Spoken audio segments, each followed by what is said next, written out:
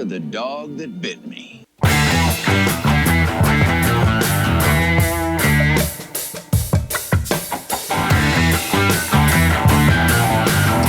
Ladies and gentlemen, boys and girls, welcome back to the Trub. Episode a bunch. We're really climbing up there now, guys. I'm Josh. From there. And I'm Alex. And I'm Alex.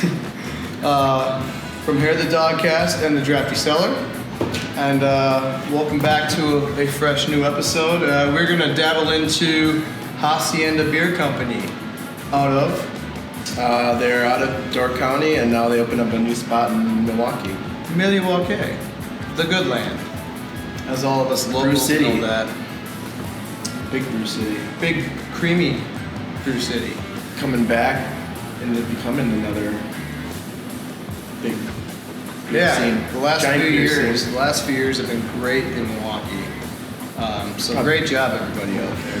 10 years ago, I mean, they had Lakefront, and not just them, but a number of other breweries as well. But it's really been growing. Really getting that name. Hacienda's out there. Deadbird moved out to Milwaukee.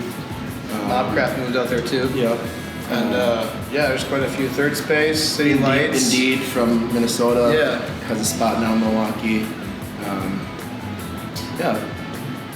Definitely some variety out there. Yeah. And we have our boys at Eagle Park. They're doing a great job. Third Space. I mean. Yeah, so we're gonna try Hacienda's. This is not a sandwich. It's a beer. It's an Italian Style Pilsner. So we're gonna pour that up for you right now. Let's go. Come on, guys.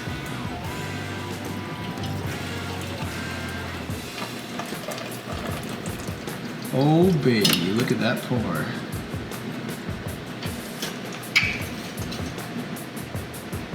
In a vase glass from Hop Butcher. Thank you to our friend Ryan. He brought these back for us. Shout out to Ryan Holland. Thanks, our friend in beer. Here, I'll try to pour from this side so you guys can see that liquid pouring out of there. Ooh, it's made of gold.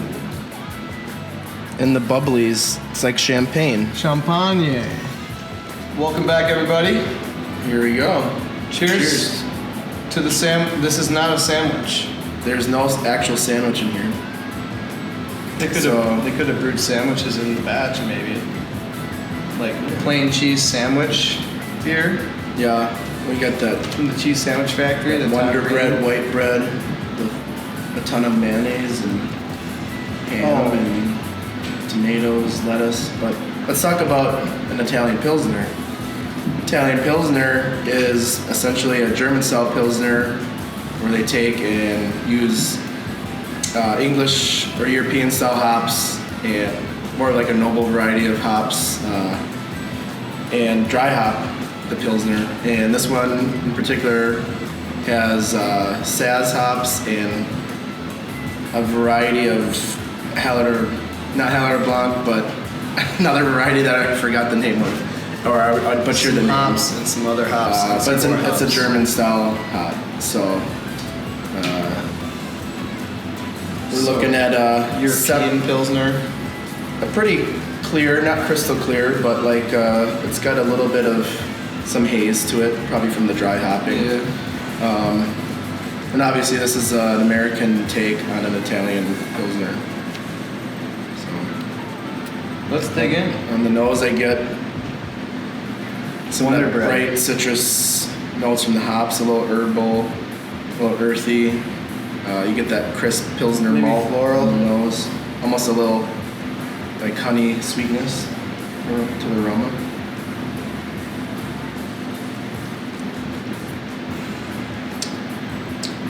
Slight bitterness. Yeah, very small bitterness. Kind of dances on the tongue, but it fades away. And it's a nice crisp, clean finish. Very clean. So clean. Clean my palate with this. But yeah, we have it on tap right now. Obviously, These go pretty quick for us. Pilsners actually go over really well for us, as do the rest of our beers, but we certainly sometimes find ourselves trying to look for a different Pilsner at times. Pilsner lagers and, lighter options. And just to keep that kind of what we do with our taps as far as changing out and getting some different in. So sometimes ends up being a little more difficult trying to find a different Pilsner out there instead of just rotating back in something we've already had. Yeah. Not that those are bad or we don't want those back, it just trying to keep a good rotation. Yeah. Something new. Yeah. Yeah, and everybody likes to talk about the hazy New England IPAs, the big stouts, and the sours, and then it's also trendy, I'd say, like every other craft beer article, lagers are making a comeback, And, that nice Pilsner option, I don't think they really ever went anywhere. It's just nice to have a lighter option. And a craft option. Yeah, one that actually has a nice, flavorful taste and whatnot. Not meant to be an actual watered down beer. Yeah. So. And I think the whole industry is almost coming kind of full circle again. I mean, if you look at pre-Prohibition, we had tons of breweries, but now we're almost double what we had for breweries in the United States in comparison to what we had before Prohibition. A lot of the beers that stuck around were lagers, just something kind of easier. And then about in the 70s, more of the light beers or light lagers came around where those kind of gained popularity and became more of a staple, something a little bit more affordable for people. And then craft breweries started popping back up, really taking over what craft was and kind of going off on all these different styles and just really making it more of their American flair to these beers like IPAs and stouts and stuff that came from Europe, and sours and stuff too are another big one. I think lagers are back on the rise again because people look back to that kind of what they started drinking and something a little easier, something maybe even to cleanse the palate between another beer if you're going from a stout to a sour or IPA or vice versa. Or something sessionable to drink for a longer duration of the day. Yeah. We all have fun events we like to go to or socialize and hang out at the Drafty Cellar all day. And, a lighter option, keep you in the race a little longer. Yeah. So, yeah, I definitely like them. They're obviously my favorite style, but if I go to a brewery, especially a brewery I haven't been to before, I do like to sample their kind of lighter options or more traditional beers. Even if I'm going there for like a beer release or, looking for a certain special barrel-aged beer they might have done or a fruited sour, I still want to, if I'm getting like a flight or something, I still want to add in a Pilsner or lager, or if they've got like an amber or something kind of lighter, just so I can kind of see where they rate as a brewery as a whole, just seeing if they can make the traditionals as well as they make their kind of more gimmicky or more trendy beers. So it's a great option to have, and we like to have that option on tap, like I was saying earlier. So we like to keep our options spread amongst all the styles. Yeah, there's a place for all styles of beer. So yeah, and actually Italian just did a collaboration with Second Shift Brewing. No, that's an Italian Pilsner as well, right? New Zealand Pilsner? But they use New Zealand, okay. I think, I know they use New Zealand hops, but yeah, whatever. Maybe it's a New Zealand Pilsner. Yeah, they did an Italian Pilsner as well at Fair State Brewing. And then they had their CBD Pilsner too, which was actually fantastic. Yeah. They had the hype of the CBD, but it was actually just a very crushable, super, easy flavored, easy to drink Pilsner. Yeah, and we ended up getting a few half barrels of that one. Yeah. We got it in cans. A lot of people still were asking for it after it was gone. A couple times we had it in. Definitely was a great Great option. Great option. Yeah, for a Pilsner. Sorry, lost words. It's all good. Still trying to get my senses moving today, this afternoon. But, hey, look at that. It's snowing out.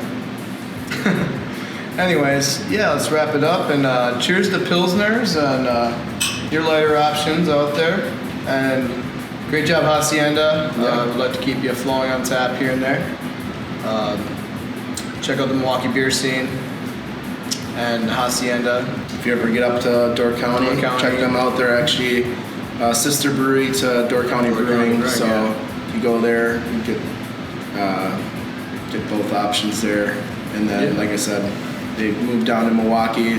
Great, beautiful space. A lot of modern kind of take on some art, the lighting and whatnot, and the layout is kind of pretty cool. Like these wraparound lounge chairs. You've been there too, right? I believe they do their own coffee too. Yeah. So yeah, very cool.